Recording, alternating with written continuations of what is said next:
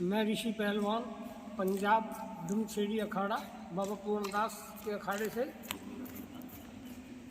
जो एक कुश्ती हुई थी राष्ट्रमंडल खेलों की, इसके बारे में बता रहा हूँ, बोल रहा हूँ, रिक्वेस्ट कर रहा हूँ कि जो ये कुश्ती एक भावना है। कुश्ती के अंदर जब कुश्ती होती है तो एक 5 साल की मेहनत बच्चे की होती है कि एक लक्ष्य होता है।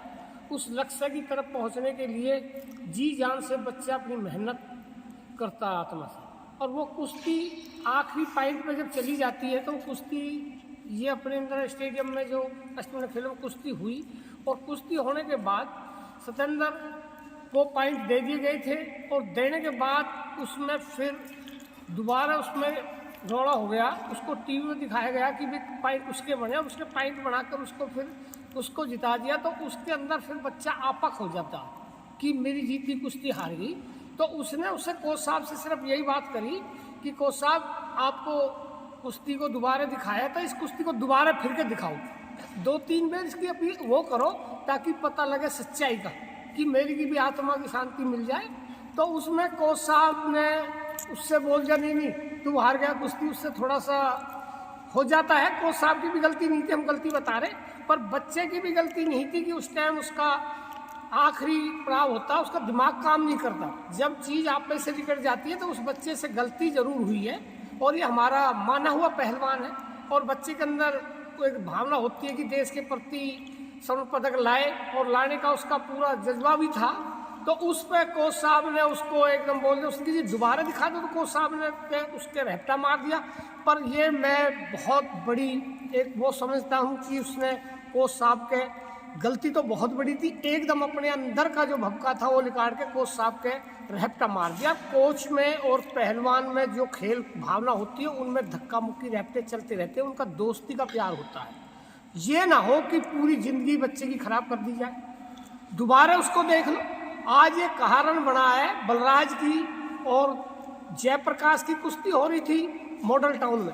तो मॉडल टाउन में जयप्रकाश ने पॉइंट से कुश्ती, उसको वजन के हिसाब से कुश्ती मिल गई थी। तो कैप्टन चांदरूप गुरुजी ने तो बलराज को आके उसमें 2 डंडी मार दी थी कि तूने हमारी बेइज्जती करा दी। तो उसको दिल का इतना वो पड़ा, उसकी वहीं डेथ हो गई। शायद वो कैप्टन साहब से को अपने गुरु से थोड़ा सा अपने पेट का भभका निकाल देता तो वो दुर्घटना ना होती।